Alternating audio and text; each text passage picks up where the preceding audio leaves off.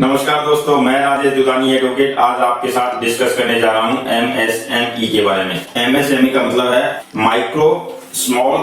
And medium enterprises. दोस्तों, ये उद्योग पहले भी थे, लेकिन 2006 में एक एक्ट आया एमएसएमई डेवलपमेंट एक्ट 2006।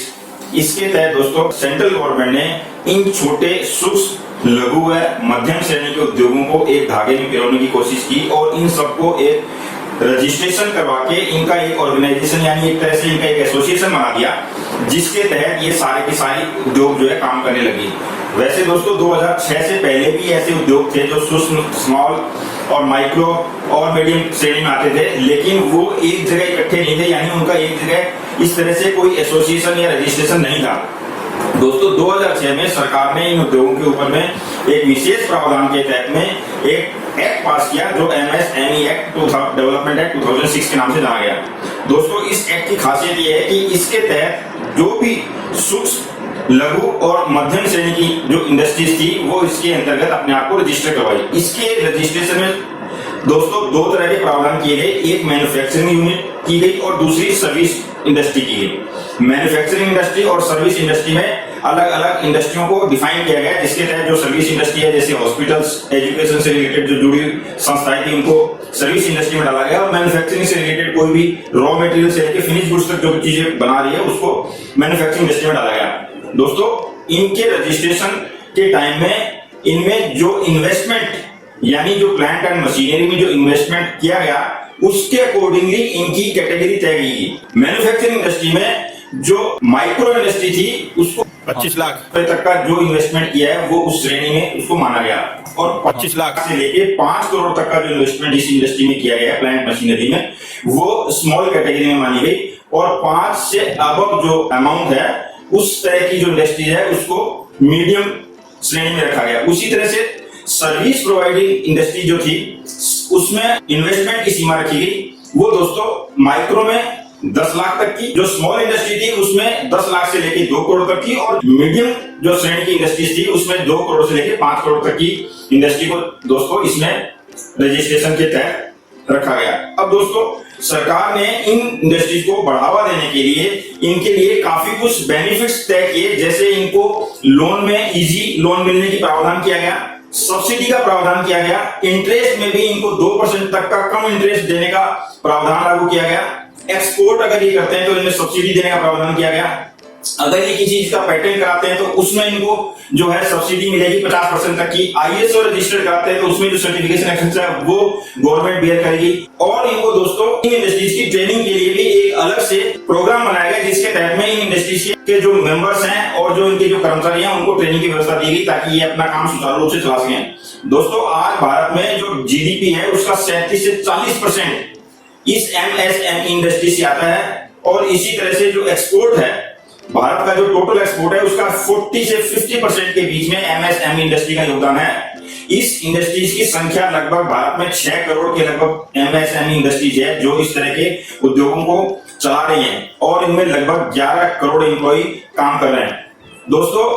इस इंडस्ट्रीज को बढ़ावा देने के लिए वुमेन ओनरशिप यानी जिस फैक्ट्री का मालिकाना प्रोप्राइटरशिप ओनरशिप किसी लेडीज के नाम से है तो दोस्तों उसको भी एक अलग बेनिफिट दिया गया, जिसमें पीएसयू यानी पब्लिक सेक्टर यूनिट्स को एक परसेंटेज 3% दी गई कि वो जो भी टेंडर है वो 3% एमएसएमई जो लेडीज ओनर है उनके लिए निर्धारित की गई, यानी 3% का माल उनको उन्हीं से खरीदना पड़ेगा। उसी तरह से 25% एमएसएमई से ही उनको माल खरीदना पड़ेगा, यानी कोई भी पीएसयू अगर परचेजिंग करती है, टेंडर निकालती है तो 25% रिजर्व सिर्फ और सिर्फ एमएसएमई इंडस्ट्रीज के लिए रिजर्व किया गया है। ये सारे प्रावधान सिर्फ और सिर्फ इन इंडस्ट्रीज को प्रोत्साहन देने के लिए और इनकी ग्रोथ और बेटर डेवलपमेंट के लिए दोस्तों किया गया है। पिछले दिनों प्रधानमंत्री जी ने इसमें 59 मिनट के अंदर लोन देने का प्रावधान भी किया ताकि किसी भी उद्योग में लोन की समस्या ना आए और लोन के ऊपर में रेट ऑफ इंटरेस्ट भी 2% तक का जो है सब्सिडी देने का प्रावधान भी इसमें किया गया है। इसमें दोस्तों नेशनल मैन्युफैक्चरिंग कॉम्पिटिटिवनेस प्रोग्राम के नाम से एक प्रोग्राम भी सेंट्रल गवर्नमेंट ने चलाया है, जिसके तहत में इस उद्योग से जुड़े हुए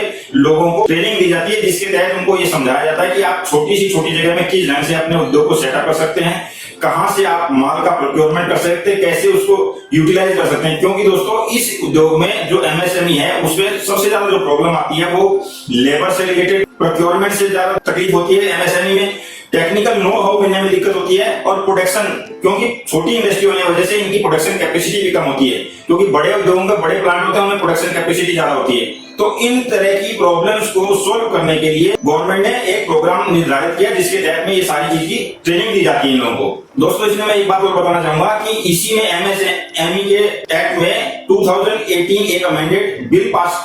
होने वाला है, जिसके तहत में इसमें जो अभी जो श्रेणी बना रखी है मैन्युफैक्चरिंग और सर्विस इंडस्ट्री, और उसकी जो लिमिट निर्धारित की गई है वो की गई है इन्वेस्टमेंट के बेस पे। लेकिन दोस्तों अब जो नया अमेंडमेंट बिल आने वाला है उसमें दोस्तों इसकी जो कैटेगरी बनाई गई है वो एक ही कैटेगरी है, और उस कैटेगरी में माइक्रो, स्मॉल और मीडियम, इन तीनों को कैटेगराइज करने के लिए टर्नओवर डिसाइड किया गया है। यानी कि माइक्रो इंडस्ट्री के लिए 5 करोड़ का जो है टर्नओवर ईयरली होगा तो वो माइक्रो में आएगी, और 5 करोड़ से 75 करोड़ तक का जो टर्नओवर होगा वो स्मॉल में, और 75 से 250 करोड़ तक का जो टर्नओवर करेगी कंपनी उसको मीडियम इंडस्ट्री में रखने का प्रावधान किया गया। हालांकि अभी ये लागू नहीं हुआ, लेकिन आने वाले दिनों में जब ये लागू होगा तो इन्वेस्टमेंट जो आधार है वो इन्वेस्टमेंट आधार ना रह के जो टर्नओवर होगा वो आधार माना जाएगा। इसका रजिस्ट्रेशन दोस्तों बड़ा इजी है, इंटरनेट के ऊपर में ऑनलाइन रजिस्ट्रेशन होता है, उसमें किसी तरह के चार्जेस नहीं है, किसी तरह की फीस नहीं है। एक पोर्टल है उद्योग आधार पोर्टल के नाम से, उस पोर्टल पे जाके आप क्लिक करते ही आपको एक फॉर्म मिलेगा। उस फॉर्म में आपको जनरल जानकारियां फिल करनी है, जैसे आपका आधार नंबर, आपका पैन नंबर, आपका ओनर कौन है उसका नाम, आपका ऑफिस का एड्रेस, आपके पास में कितने एम्प्लॉय काम करेंगे, आप किस कैटेगरी की इंडस्ट्री में आप फॉलो करते हो वो आपको डालना है, और आपने उसमें कितना इन्वेस्टमेंट कर रखा है बस वो डालना है। या फिर आप ऑलरेडी किसी एमएसएमई में ओनर या पार्टनर हो तो उसकी जानकारी डालनी है। ये सारी चीजें पोर्टल के फॉर्म पे ही दी गई है। आप फॉर्म पे जैसे जैसे फिल करते चले जाएंगे तुरंत उसी समय आपके पास में रजिस्ट्रेशन जो है हो जाएगा, और आपको सर्टिफिकेट आप उसी समय डाउनलोड कर सकते हैं और प्रिंट ले सकते हैं। रजिस्ट्रेशन लेना बहुत जरूरी है, और रजिस्ट्रेशन लेने के लिए आपको किसी भी तरह की चार्ज देने की जरूरत नहीं है। तो दोस्तों आज का ये था वीडियो एमएसएमई इंडस्ट्रीज के ऊपर में। अगले वीडियो में फिर किसी नए टॉपिक के साथ मिलेंगे, तब तक के लिए नमस्कार, धन्यवाद।